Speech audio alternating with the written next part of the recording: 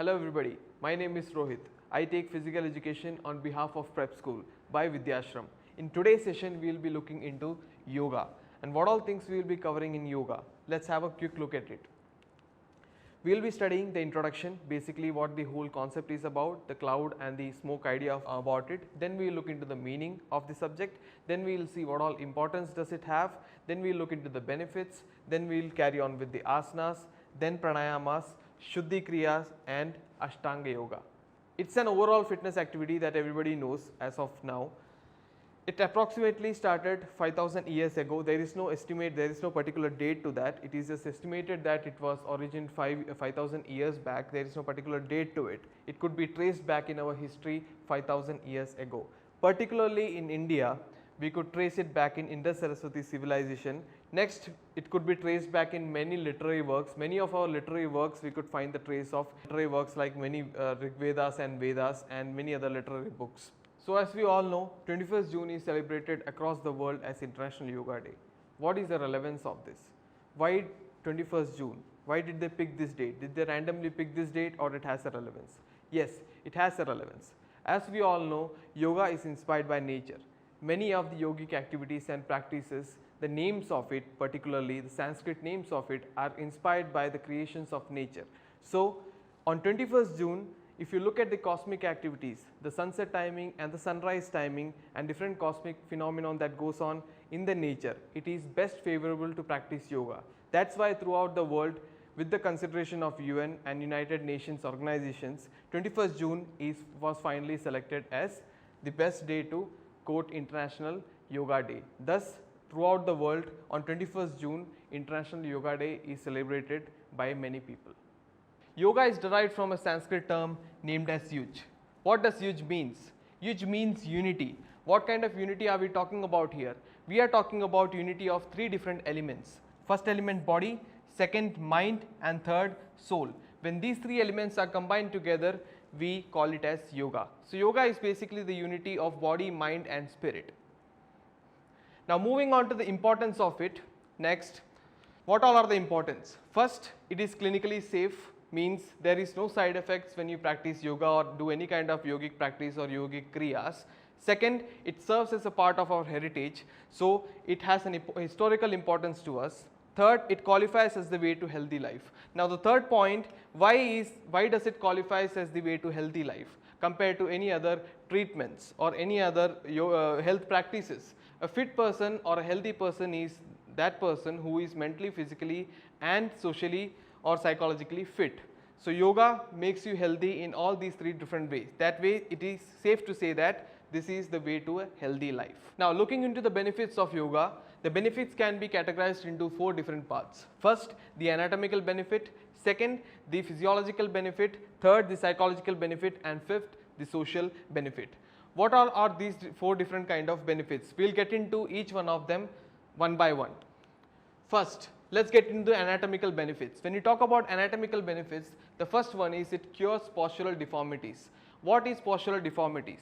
Postural deformity is any kind of unnatural change to your body structure. Now, since we are talking about anatomy, what is anatomy? Anatomy is the structural part of our body. That means how does our body looks, the shape of it. So, it cures postural deformities. Yoga cures postural deformities. That means any kind of unnatural change in your body structure if you have due to wrong life practices, wrong lifestyle practices can be cured by yoga. Some of the examples of these postural deformities as it's given here, it is kyphosis, lordosis and scoliosis. What all are these? These are called as vertebral deformities. There are different kind of deformities. Here I have given examples of vertebral deformities. That means the deformities that is present in your backbone. Now there are deformities that happens in your knee, which we call it as, again we have bow legs, we have knock knees. Again you have deformities in your feet, that is flat foot. So shoulders, we have round shoulders. So that there are different kind of postural deformities that we come across in our day-to-day life. So these are the examples of vertebral deformities which can be cured by yogic practices. As you can see in the first image, this is how the vertebrae of a healthy person looks like. This is how the vertebrae of a person affected by kyphosis looks like. You can see that the vertebrae is bent backwards. You can see on the lordosis is the same case. the vertebrae is not straight and it's not in a proper shape. Again, you can see the curvature and its vertebrae. That is the person who has lordosis. Now, when you look into scoliosis, scoliosis is a situation, vertebral deformity situation, where your backbone is horizontally bent towards the sidewards. Here it is shown on the left side, it can be on the right side bent also. So these are some of the examples of postural deformities which can be fixed by yogic practices. What are the other anatomical benefits? It improves your flexibility. Now, when you practice many kind of gymnastic activities, or when you dance, or when you do any kind of movements, sometimes you may realize that the flexibility of your body or your limb is not good enough. That is because you lack the flexibility, and yoga will help you to flex your body better and perform the tasks of your daily life better. Next, moving on to the third benefit of anatomical benefits, it removes tension formed in muscles. Now, it happens many times when you sit for a longer period of time in your classroom, or when you sit a longer period of time in front of a computer performing a certain kind of task, you may feel rigidness. You may feel that your muscles are strained. That time you stretch your muscles, that time you crack your knuckles. All these things are because that tension is being formed in your muscle.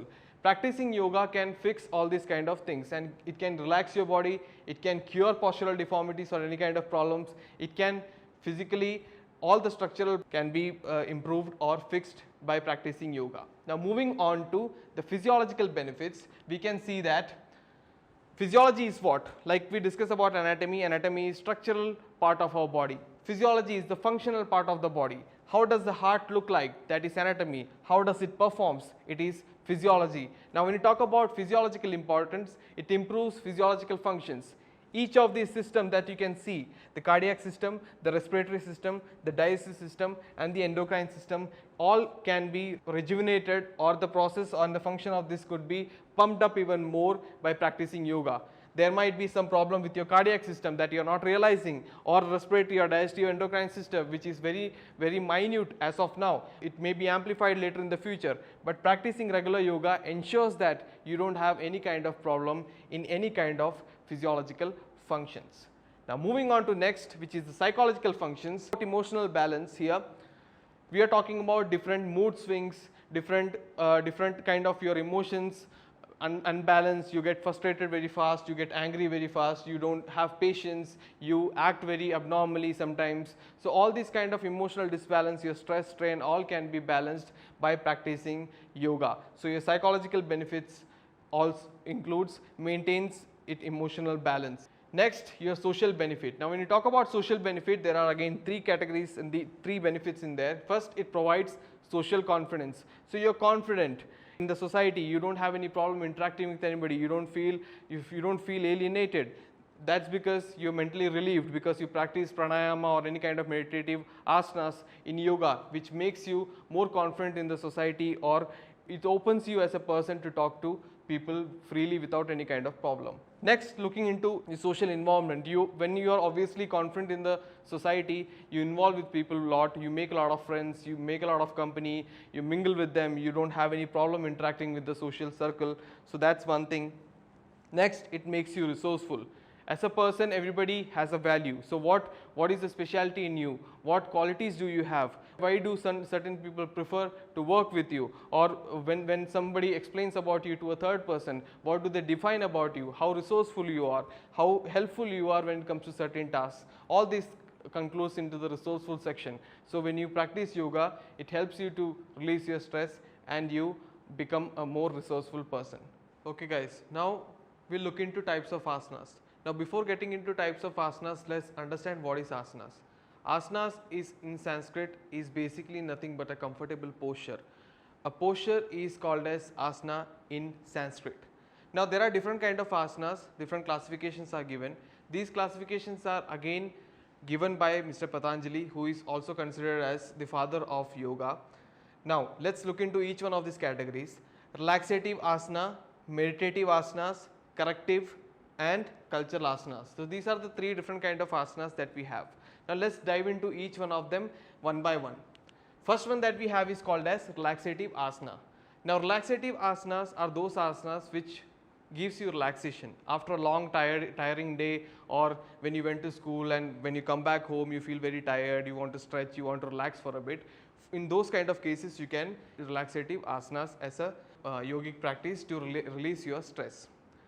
There are a lot of different kind of asanas under relaxative asanas, but for the example I have listed 4 of them here.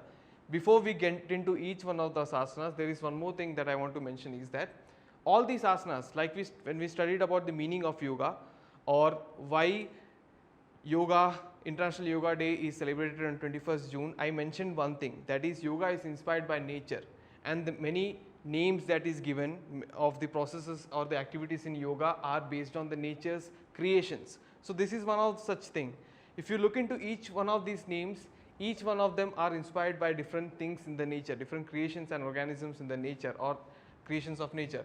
We have Shashankasana, second Matsyasana, then Shavasana and Padmasana. Now before we dive into each one of them, natural phenomenon or creations of nature, this is one of such thing. If you look here, asana, we already studied what is asana. Asana is posture in English.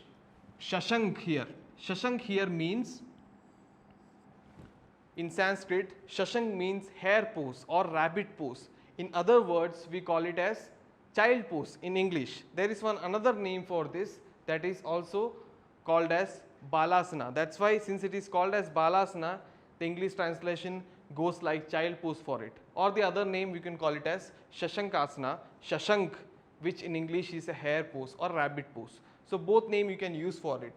Now as you can see from the image of Shashankasana, this asana is particularly good for the nervous system blood circulation. If you have blood circulation issue, if you have palpitations in your blood, this asana particularly will help you to reduce that, and it also strengthens your backbone. So if you have any kind of backbone pain or backbone issue, this will help you to solve that. Now the second one that we have is called as Matsyasana. Now what is Matsyasana? Let's do the same thing that we did with Shashankasana. Here asana again means posture. Matsya means basically fish. So fish pose is called as Matsyasana. Now from the image you can see that the subject is leaning backwards, lying backwards with his leg folded. This helps with nervous system blood circulation, and it also helps you to focus, and it reduces the stress from your lower abdomen and your thigh muscles. It is especially good if you have knock knee issue or if you have bow leg issue. So it fixes your postural deformity also. Now since it's a relaxative asana also, and it also falls into the category of corrective or cultural asana, we will get there in a while, but let's focus on relaxative asana for now. So Matsyasana as a relaxative asana helps you to release tension from your thigh muscles and from your abdominal muscles. Now moving on to the next, we have after Matsyasana, Shavasana. Now this might be the favorite asana for a lot of them. Shavasana, again asana means posture, Shava means basically corpse or dead body. People think that in Shavasana you just have to lay down doing nothing and that's it, Shavasana is done, but that's not the case. You have to lay down keeping your eyes closed for a longer period of time, maybe half an hour or 1 hour or 1.5 hours, as long as you can go without sleeping. Now that is a challenge. From the childhood, whenever we closed our eyes and lied down for half an hour, 1 hour or 2 hours, we did that with an intention to sleep. So our body is adjusted to that kind of setting. Now when we are asking our body to lay down and close our eyes but don't sleep or not sleep, it's going to be tough. So though it looks very simple, it has a lot of benefits. It improves your mental concentration, it improves your stability, it improves your mental emotional balances. It also helps you to concentrate and sort different kind of information in your brain, and it helps you to process and meditate. That's why it is again under the relaxative asanas. Now moving on to the fourth asana, we have Padmasana. Same thing, asana means posture and Padma here means lotus. So lotus pose is called as Padmasana. As you can see from the image again in Padmasana, it is like the face of all the asanas. If you visit any yoga camp or if you see any organization's logo which is based on yoga, if the organization is based on yogic practices, you will see this kind of pose in majority of the yoga references and yoga brochures and all those kind of things like that. Because from a long period of time, this is considered as a common or the very least normal pose for any kind of meditative or relaxative asana. One more reason why this is very famous is that it falls under all the 3 categories of asanas: relaxative asanas, corrective asanas and meditative asana also. meditative asana. Now when you talk about meditative asana, these set of asanas are used to meditate. When you sit in this kind of asanas, you are perfect and good to go with meditation. Sukhasana, Vajrasana, Shashankasana and Padmasana. These are the recommended asanas for meditation. Like I again said, these are examples. There are a lot of other asanas also which comes under meditative asanas. So the first one, Sukhasana, as you can see from the image, this is very familiar. We knowingly or unknowingly might have practiced this many times, because not as a part of yoga but as a regular life sitting posture. Now Sukhasana is considered as one of the commonly used poses, and it is very beneficial, especially for many of your concentration related activity, or if you need to focus on something, you are not able to get your focus, try this asana to get your focus or get your concentration intact. Now next one is called as Vajrasana. As you can see from the image, this is again looks very easy, but it is tough because you are balancing the whole body on your inverted feet. So basically, if you can see from the image, the feet of the person subject is basically inverted and you're balancing your whole upper torso on top of that. It hurts. Next you have Shavasana. Like I explained, Shavasana is again in the same category. You saw Vajrasana in meditative asana as well as in relaxative asana, because it is also one of the such asanas which falls into all three categories. In Shavasana you can meditate also, in Shavasana you can relax also. Shavasana is also helpful to correct a lot of issues in your body, so it falls under corrective asana also. Next, moving on to the next one, we have Padmasana. Now what is Padmasana? Padmasana is basically lotus pose. Again dissecting it, asana, posture, Padma is again lotus pose. As we studied this early in our relaxative asana, moving on to next category, that is called as again corrective asana. Now what is corrective asana? How is it different from meditative asana and relaxative asana? Corrective asanas are those asanas which helps you to correct any kind of anatomical and physiological problems. So corrective asanas are those asanas which helps you to fix any kind of physiological or anatomical problem that is present in your body, knowingly or unknowingly. So you can use it as a precaution also. So you can use it if you already know what the problem as a treatment also. So first one, let's look into that, is called as Chakrasana. Chakra and asana. Need not explain again what is asana, it is posture. Chakra means what? Chakra means a wheel or a circle or a cycle. Basically that is called as Chakrasana. You can see from the image, the person is levitated backwards, bending backwards. The person's backbone is stretching.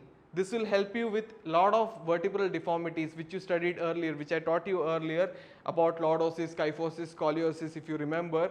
Those kind of vertebral deformities can be reduced or fixed by performing Chakrasanas. Moving on to next, we have Shalabhasana. Now Shalabhasana, now here again we have posture. Shalabha is again, kids used to call it like Superman pose for their sake of understanding it better, because if you can look it from the pose itself, it like that. Next you have Dhanurasana. Now when you look here, you have asana, then you have Dhanur asana. Now again, asana means posture. Dhanur means here again we are calling, you might have guessed it already, Dhanurasana means what? It's bow. Bow and arrow you might have heard. So basically Dhanurasana is bow asana or bow posture. See the image and try to understand it better. If you see the image, the person is stretched like a bow in the image. So this is called as again Dhanurasana. Moving on to the next one, we have Padmasana. Again Padmasana has been repeated thrice. That is, first you saw this in relaxative, then you saw it in meditative, now you are seeing this in corrective and Kalchalasana. We have is called as Pranayama. Now what do you mean by Pranayama? Pranayama is nothing but a breathing procedure. Now you will study 8 elements of yoga, in which you will realize that asana is just one of them. There are still 7 more out of them which you need to learn in order to completely say that yes, I know yoga and understand what it is. Pranayama is one of those elements. Pranayama is part of yoga, but pranayama is not part of asana. Basically yoga is a book, pranayama is a chapter and asana is a chapter. It's just a part of yoga, it's not yoga. So I wanted you to be clear about that before we dive into it. So let's get back to it again. Pranayama means breathing procedure. First, what do you do when you breathe? You inhale the oxygen. That step is called as inhalation. Puraka in Sanskrit. In English we call it as inhalation. Second, you retain the breath. You generally explain it, you may say that no, we take oxygen, we leave carbon dioxide, but there is a step in between that is there, that is called as kumbhaka, retention, where you retain your breath. When you hold your breath, you don't realize this step exists because you don't hold it for a longer period of time. When you breathe, you hold it for a sec and then you leave, not even sec, for few milliseconds, but you are still holding there. When you breathe normally, you will realize that step where you hold on for a second, that is called as kumbhaka, that is retention of breath. Next we have rechaka. Rechaka is when you leave, when you exhale whatever you have taken in. So oxygen you intake and carbon dioxide that you exhale, that is called as exhalation, and this whole stage together is called as pranayama. Now pranayama, how is it different in yoga? We all breathe, right? Why do we have to practice breathing when we are already breathing? That first question comes in the mind of every person who is learning pranayama. The pranayama has a lot of variety of breathing exercises. So pranayama is not just common inhaling and exhaling. It has a lot of sub elements to it, and you have anulom, vilom, you have all these three are the major stages in respiration. But the second stage in particular has sub 2 stages also. You call it as internal kumbhaka and external kumbhaka. Now you may say that only one time I retain the breath. How come you have two stages where you retain the breath? Now the thing is that when you inhale also, you hold a bit there. A second is there, you don't inhale and leave at the same time. You take in the breath, you hold for a second, and then you leave. At the same time, when you take in the breath also you hold, when you leave also you hold a breath. So both together you have internal, the break that you take when you take in the oxygen is called internal kumbhaka. The break that you take when you leave the oxygen, the carbon dioxide outside, that break is called as again external kumbhaka. So that also has to be noted down. Please make sure you note it down. One of the other element of 8 elements of yoga, one we already studied asana, second we have pranayama. Now I hope you understood pranayama. Shuddhi kriyas. Now what do you mean by shuddhi kriyas? Shuddhi kriyas. Shuddhi means purity. When you purify your body, that's called as shuddhi. Kriya means all the different actions that you do, all the different practices that you do to clear all these kind of impurities that is present in your body. That is why it is called as shuddhi kriyas. Now shuddhi kriyas are total how many in number? If you can count, it is 1, 2, 3, 4, 5 and 6. That's why there is one another name to this, that is called as Shat kriyas. It is also known as Shat kriyas. Shat means 6, kriyas means again, like I explained, activities or actions that you perform. So Shat kriyas are 6 in number. That's why Shat kriyas are also called as Shuddhi kriyas, or you can call it Shat kriya also. So either of you, when you get or you read anywhere, understand it's the same thing. Now moving on to what all kriyas we are talking about here. Neti kriya. Neti kriya is again purification of your nasal line. You have nasal pipe, your nose and the breathing and the pipeline of it cleared, purified, that is called as neti. Dhoti is again cleansing of your intestine. Dhoti is your cleansing of your intestine. Basti is cleansing of your rectine. Again, so rectal path, purification of that, the process of that is called as basti. Noli is again clearing your abdominal muscles. If you have any kind of impurification or any kind of toxin present in your abdominal muscle, will be purified by practicing Noli. After that you have Tratak. Tratak is cleansing of your eyes, your clarity. When you practice Tratak, your eyes will be clarity of your vision. If you have any kind of problem with the eyes, it all will be resolved by practicing Tratak. Next we have Kapalbhati. Now what do you mean by Kapalbhati? When you talk about Kapalbhati, it is again the cleansing of your nervous system. So if any purification is required for your nervous system, if your nervous system is cluttered and thought, the process and all those different kind of things, that processes that goes in your head, in the nervous system, it gets purified by practicing Kapalbhati. Now next we have 8 elements of yoga. Now when you talk about 8 elements of yoga, what are these things? 8 elements of yoga is in English, but the Sanskrit name for that is called as Ashtanga Yoga. Now let's, like I said, always whenever you don't understand a term, what you have to do is you have to break the term and try to understand it. Yoga, you already know what it is. In the beginning of the chapter we understood that Anga means what? Parts. Anga means basically part. Then you have Ashta. Ashta means 8. So 8 parts of yoga, or in other words 8 elements of yoga, that's called as Ashtanga Yoga. So what all parts are there in that? First you have Yama, second you have Niyama, third you have Asana, fourth you have Pranayama, fifth you have Pratyahara, sixth you have Dharana, seventh you have Dhyana, and eighth you have Samadhi. When you see the first thing, Yama, what is there in Yama? Yama is basically the moral values that you carry in your life. You are not supposed to steal, you are not supposed to harm anybody, you are not supposed to practice any kind of mischiefs. All those rules, moral values is a part of Yama. Then we have something called as Niyama. Niyama are what all things? Niyama are self-discipline elements. For example, Swachha. Okay, you are supposed to maintain your hygiene, mental hygiene, physical hygiene, your daily life practices hygiene. Then you have something called as again you have something called as Santosha, means happiness. You have to maintain your happiness. You have to be happy with what you have instead of always demanding and being greedy for something. You should be happy for what you have. Then after that we have something called as tapas. What do you mean by tapas? Tapas are basically your perseverance, how you strive through all the difficulties and move on, how you fight any kind of difficulties or problems that you face in your life and you move on. Then you have something called as Swadhyaya. Now what is Swadhyaya?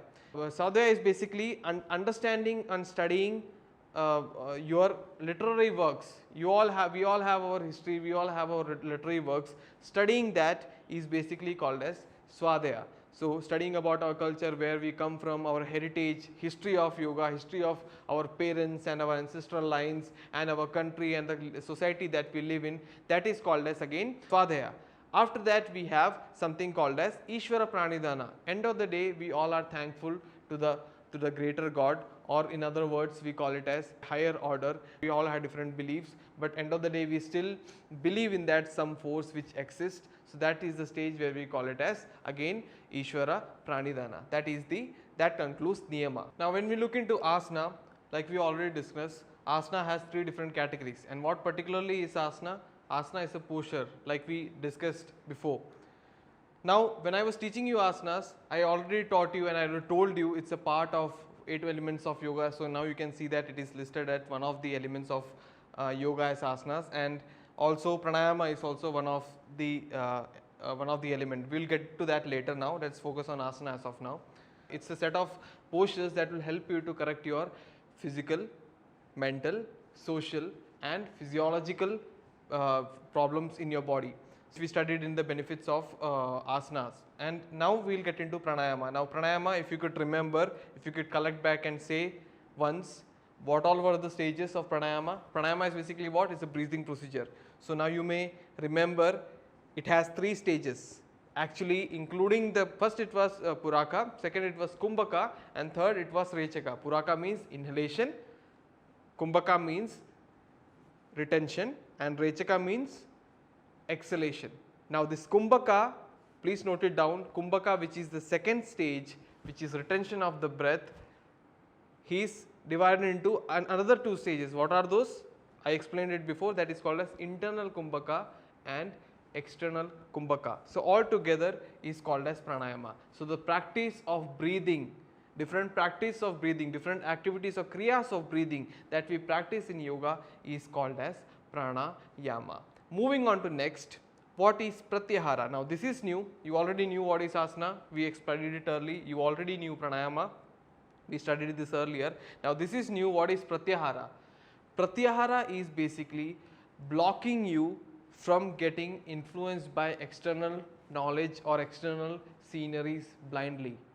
Now trying to explain it in another way, or if I put it in another way, if you see something around you, if you learn something new, or if somebody said something to you and you believed it without cross-referencing it or trying to understand it, you just blindly took that information without processing it, you kept it in your mind and believed it.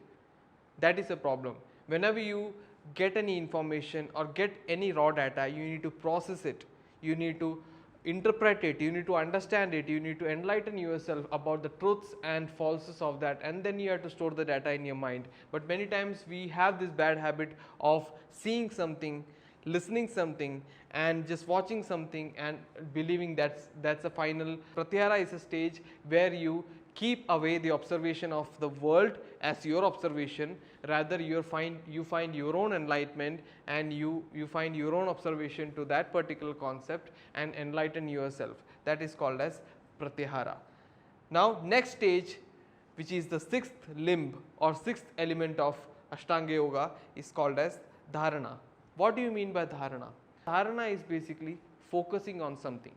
When you are focusing on something, in this stage you try to understand with your own observation, with your own logics and yes or no questions in your mind about a particular concept.